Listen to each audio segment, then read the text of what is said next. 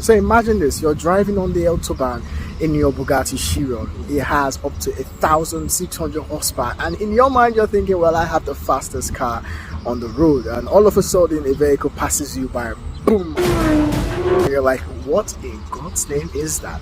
Well, chances are that vehicle that just overtook you was the Hennessy Venom F5, one of the most powerful engine powered cars in the world. It's so powerful because it has 1,817 horsepower. Just in case you didn't know, your Chiron in its most powerful trim only has 1,600 horsepower. So this car is probably the most powerful non-hybrid hypercar in the world. So let me share with you a few things that make this car mind-blowing. Number one is that power figure.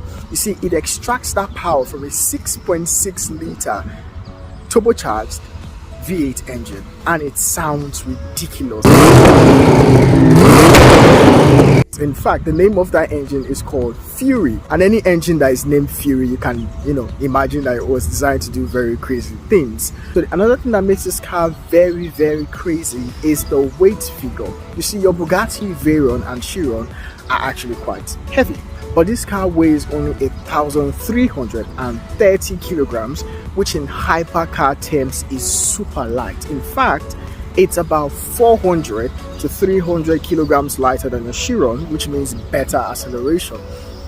The next thing is that the F5 is actually the first custom-made car by Hennessy. So the design and engineering of this car was all undertaken by Hennessy themselves. What is a hypercar if it's not beautiful? The Hennessy F5, even though it has crazy amounts of power and prestige, it's actually still quite beautiful and practical.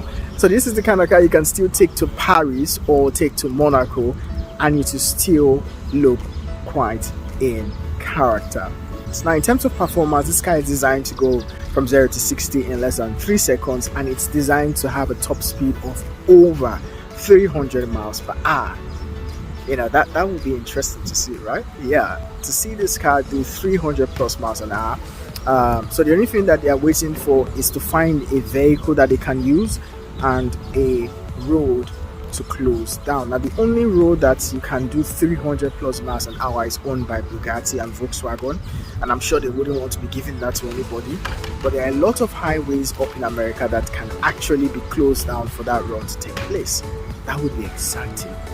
Alright guys, so these are actually things that make the Venom GT very, very interesting.